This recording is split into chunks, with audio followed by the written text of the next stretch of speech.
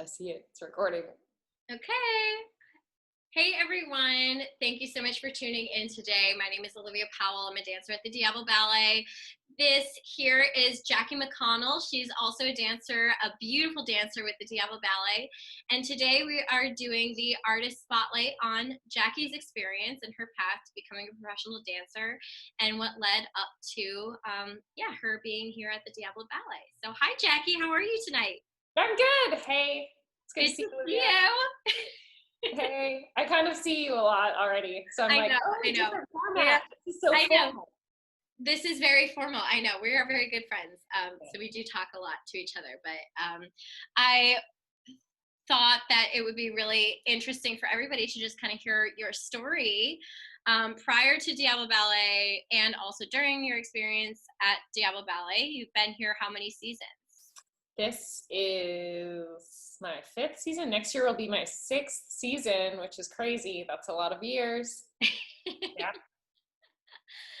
But why don't we go ahead and just start, like, where are you from? All right. Well, so my bio says I'm from Salem, Oregon, but I was actually born in Brunswick, Maine. So I was born on the East Coast, and I moved when I was 6 to Salem. And I grew up at a really small ballet school under the direction of this man named Rick Van Winkle. Which he then changed his name to Rick Eastman because that sounded better. But I like Rick Van Winkle. That's great. I know. And then he unfortunately passed away, so his ex-wife took over the school, Deborah Higginbotham. And it was still a very small school. It was like me and maybe 4 other girls were the advanced dancers. Mm-hmm. That was literally my training until I was, 13, and I went to my first summer program. I went to Houston Ballet for a summer, and then I went to Pacific Northwest Ballet in Seattle for like 6 summers in a row after that. So how old were you when you started at this small school in Salem? I mean, I basically not everyone, but like a lot of dancers, I was like 5 or 6 when I took my first ballet class. Mm-hmm. And I actually only took it because my friend at the time took it, and I was like, sure, whatever. And dance friends make the best friends. And I was like, this is all right, I'm into it. And then my friend stopped, and I was like, well, I'm into this, I'll keep going. Yeah. So that's wonderful. Yeah. That's great. So you went to Pacific Northwest Ballet for 6 summers, and did you stay at your home studio during the year through this? I did. Yeah. I mean, ballet was always my main focus, but I was also super into academics and was doing all the IB classes and AP classes, and really into choir. Wow. What was your favorite subject? My jazz ensemble. Was choir your favorite? Yeah, definitely. So, I was all about high school, middle school, high school also. And so it was immediately like people were like, especially going to P&B every summer, everyone was like, are you going to apply to stay? Are you going to enter a company right after high school? What are you going to do? And I was like, no, I'm pretty into academics also. Wow. So here's my segue. You ready for the segue? I'm ready. So I actually applied to some colleges. Crazy. And I got accepted into this small little school, NYU, which I don't know if you've heard of, Olivia. Never heard of it. Guys, Olivia went to NYU also. So yeah, I went there. Yeah, so I went to NYU and was part of the Tisch dance department, and was also a business minor. I didn't know that. Yeah. Super neat. Yeah, still into academics. I'm still learning things about all of my friends. Look at that. I love it. That's probably the best part of doing these interviews. It really is. It's fascinating. I'm learning. I can't wait to see him. I'm like, what don't I know about these people? I know. It's really amazing. So thank you. Thank you so much for doing this. Also, I think, as dancers, it's not easy for us to kind of talk about our paths, but it is important also, for dancers that are, trying to pursue this, young. Totally. I do think and I don't think any of us mean it to be this way, but I do think there's always this sense of like competition also when you start talking about it. Yeah. Like here's my resume. But Yeah. I mean, we're all a part of Diablo Ballet. It doesn't actually matter what you've done before because we're all here doing this now. But it's what helped shape you to be the amazing, incredible artist that you are today. So thank you for sharing. Yeah. So when you were at NYU, what was your general like experience there? You know, you're a ballet focused person, but it's a modern dance school. So how did you kind of navigate that journey? I like my first semester, I'd say I really was like going to maintain that ballerina in me. And I was like putting my hair up in a nice bun every day. I mean, I think you had a similar experience. And and I was like, my role in this school is to be the ballerina. And then I basically gave that up and embraced the modern. I mean, people think of it as such a modern school, which it is, but we do have ballet every day and modern every day. So it's not that much of just a modern school. But I would say throughout, it's a 3-year program and 2 summers. And I would say throughout my time there, I really kind of thought that I was transitioning out of ballet. I was like, I think I'm going to be a freelance modern dancer in New York. This is going to be my future. Me and all my classmates are going to be best friends for life. Are we in the same company? Yeah, we're all going to join a modern dance company together. It's going to be awesome. Needless to say, that didn't really happen. But I did while I was at NYU, I got the opportunity to work with this woman, Sherilyn Lavanino, she actually became the chair during my time at NYU. I had a previous chair before that. And the Tarnay, right? Yeah. Mm-hmm. And she also had a contemporary ballet company. And so from the very beginning of my time at Tisch, I got to dance alongside her company. And so that was technically my first professional dance job because I was getting paid. And I was like, wow. Getting an undergraduate degree and, you know, building up your professional resume all at the same time. It's really, really impressive. Well, and it was fun. I was like, I think this just must be what's supposed to happen. And it was really great. And she gave me so many amazing performing opportunities in New York City. So I felt like I knew all the different theaters and they were like the cool underground theaters too. You know, I was really pursuing my modern dance dreams, but still wearing pointe shoes. So that was a kind of comfort. Yeah. So when I met you, you were a new graduate from the university, but you weren't living in New York anymore. So what was the transition from your time in New York to whatever you were doing back then? It was a very sudden transition for me. I guess the summer after I graduated from NYU, I did the launch program at Northwest Dance Project. Jackie, we're so similar. Yeah, I know. Anyway, so that was a program in Portland. And for me, it was also like something to do so I could go back and be with my family for the summer. And so I did this awesome program where they brought in a bunch of major choreographers and you got to meet them and dance with them. And sort of, I was like, I think I'm going to get a job from this. Not that that really happens, but for me, it actually did. So one of the teachers at launch who taught ballet class often for us was James Canfield, and he was the former director of Oregon Ballet Theater. And he had just taken on the position of artistic director for Nevada Ballet Theater.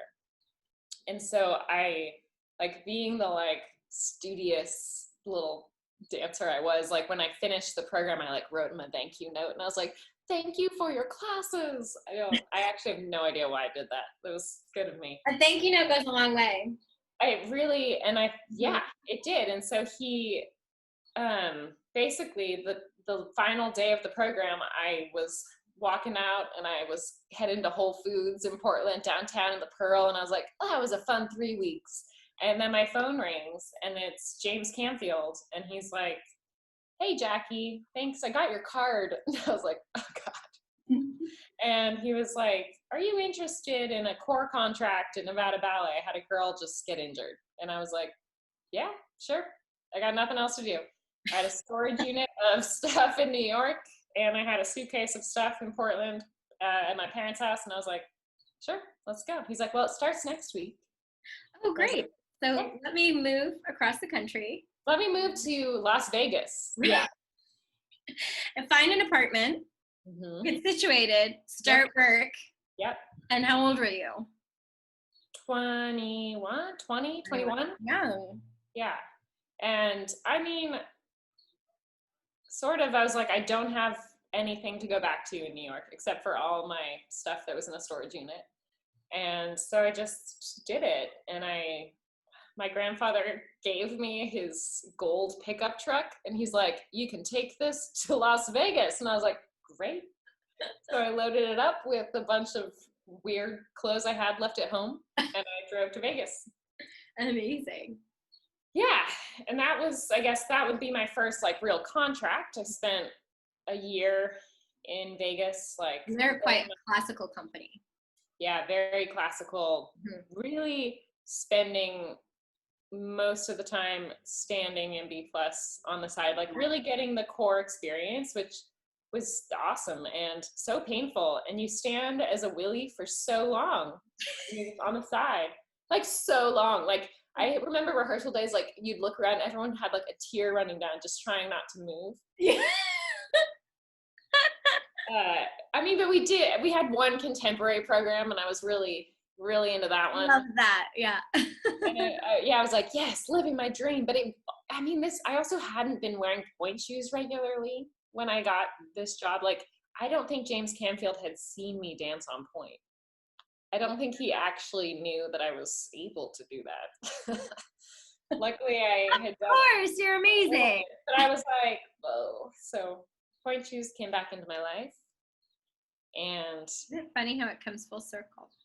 Yeah, and it really, I mean, it was a weird year in Vegas. I only spent a season there. It was just hard to be in the middle of the desert without a family, and I had friends in the company, but I'm just kind of doing really classical works and not getting featured, like not super happy. So I was like, I think a season's enough. Yeah, just you kind of felt like, okay, my happiness is ultimately most important. So I've got and I've always in the door. Yeah, and I've always sort of been like about making sure my life is really like fun and happy. And I was like, this is not what I not what it is. Need. Yeah, not what I want. Yeah. No. So, what was your next chapter after that, and how did you get there? Well, so I really just went with being happy, and I moved in with one of my best friends in Seattle. We got an apartment in Seattle, and because I'd always like loved summers up there at P&B, and she was like, come on, let's get an apartment together. And so we did, and we had a fun year, and I did some freelance dancing with a small company, Evergreen City Ballet, where I got to like do the full Sleeping Beauty, and I was like Aurora, and all of a sudden, I mean, it was mostly a school, but I still was dancing a lot. The whole time. Yeah, and dancing with they'd bring in really great professionals, so that was fine. It was fun. But it also was, the weather in Seattle was so much rainier than I thought it would be, and like even growing up in Oregon, I thought I knew that, but no, it's like super rainy there. And that the weather's not great. Yeah, and like as a freelance dancer, it's hard because there's not as many companies in Seattle. I think there's a lot more now than there used to be, but there just weren't that many options. And I'd sort of like, reached my peak at Evergreen City Ballet, and so I was like, I think California is where it's at. I gotta go to the Bay Area. So I just straight up started like emailing companies. I was like, Google search companies in San Francisco, and this company called Company C that's based in Walnut Creek, they were hiring. So I sent them my reel basically, And they were like, yep, sure, you got it. And I talked to the director, Charlie Anderson, and he was like, yeah, you look great. Love your stuff. Wow, amazing. Yeah. And so, You just moved again. a year later, yeah, I just drove down to the Bay Area and I joined Company C, Contemporary Ballet. And that was an awesome fit for me. I was there for 5 years, probably 4 or 5 years. I made so many awesome friends and I got to do so many amazing pieces. He really did a great job of bringing in super well-known, innovative choreographers. And so he would just sort of let the choreographer do what they wanted, like whoever they wanted to work with, I'd get the chance to, and that was awesome. And yeah, I was there for a long time. Yeah, and they ended up folding. Yeah, so they ended up folding. I mean, I met so many people that are still such a big role in my life while I was dancing at Company C. Like I met Robert Deckers, who had post ballet, and at the time he was dancing at Diablo Ballet. And so when this was like years and years before the company folded, but then Company C folded, and he was like, hey, Jackie, would you want to do a piece, one of my pieces at Diablo Ballet? And I was like, yeah, give it to me. Sure, yes. Sure, let's start. Yes. I was like, that's a real company, yeah. I mean, I had a year in the Bay Area where I kind of floated around. I worked with San Francisco Opera, and I worked with Menlo Ballet. And this whole time I've been doing Nutcracker with Oakland Ballet. So I've had a lot of different company jobs in the Bay Area, but there's nothing like having that stable paycheck. That stable paycheck, that family. Yeah, like that everything where you like know these 10 dancers and you're like, these are my people. Yeah. I did at Company C and then I didn't have it for a year, and so I was super eager to get it back. And I came and did one of Robert's pieces at Diablo 5.5 years ago or something. I don't know. And then their season ended, and Lauren was like, I think we might need another woman. And so. And here you are. Here I am. My goodness. The rest is history. The rest is history. Well, I think what makes Diablo Ballet really unique and special in comparison to other companies is the fact that we are small and we do develop that camaraderie, in the working environment that I do feel like transitions to on stage. So I guess what is an example, I mean, I'm kind of like putting you on the spot here, but what's an example of a time that you felt like the camaraderie that we have at Diablo Ballet was like really, really significant and made the show even more successful than if we had been in like a different circumstance? I guess the easiest example for me would be some of Robert's ballets that I've done with the company. I would get to dance alongside Christian Squires, and he and I have such a close friendship outside of work. And we would partner together. I mean, we would do Nutcrackers together, so we danced together all the time. And whether it was Robert's piece and like doing his Carnival of the Imagination, where I got to be his imaginary friend, it was so easy to like give him everything and be like, I'm here, and like I could feel when he was nervous. Because you have that in life personal connection. Totally. And actually what was interesting about that piece is that then we did it again, and Felipe did Christian's part, and immediately the same thing happened. Like I could tell when Felipe was like nervous, and I'd like hold his hand and be like, we got this, like because it's such a relationship outside of rehearsal. So it's things like that for sure. I mean, it's all about the friendships we develop. Absolutely. Yeah. And because there are so few of us, and we are literally together all the time, it really does create that special bond that a lot of companies don't offer that, because they're bigger, there are more people involved, different kind of things. So it is especially unique in that way. Now, how have you been doing during shelter in place? I've been okay. I think I go, this is funny because I'm like, we talk about this a lot. We do. Yes. I I know, think, but now I want you to say it in front of other people. yeah, I know. It's like some days I feel really good about everything I've done, where I'm going, how I'm still sort of making money, trying to teach classes on Zoom or something. And then some days I can get dark so quick where I'm like, when are we coming back to the studio? Will we ever have an audience that is full again? All these things. So it's hot and cold. I'd say mostly I'm doing well. I still love my husband, so that's good. We haven't made it a year yet, but still doing okay. And But this is a true test. yeah, we still like each other. Cooking more. I'm a little tired of cooking. I'm like ready to just go and sit at a table and have someone feed me, but Yeah. I've been good. I don't mind taking class on Zoom because you can just turn your camera off and be like, Yeah. or You're still doing it. be like, so what? I wore my pajamas today. Sorry. I don't mind that. That's awesome. Thank you so much for sharing all of that. You've had a really beautiful career, and I think everyone will say that you are a huge staple in our community. And what you put on stage and what you put in the rehearsal, you inspire me, you inspire the rest of our colleagues. I know you inspire our audiences. So thank you so much for the beauty that you share. And Thank you for doing this. You're so sweet. Well, I don't know, but I just, I just feel like the people that I work with are so beautiful and special, and I want everybody to know about them. Oh, I love it. I love it. Yeah. Thank you. I love you. I love you. And just to everyone tuning in today, thank you so much for all of your continued support for Diablo Ballet. This is a really special company, special group of people, and we are just so appreciative of everything that you've been doing to support us through this really trying time. And don't be afraid to reach out to us. We are artists, but our purpose in this world is to serve you.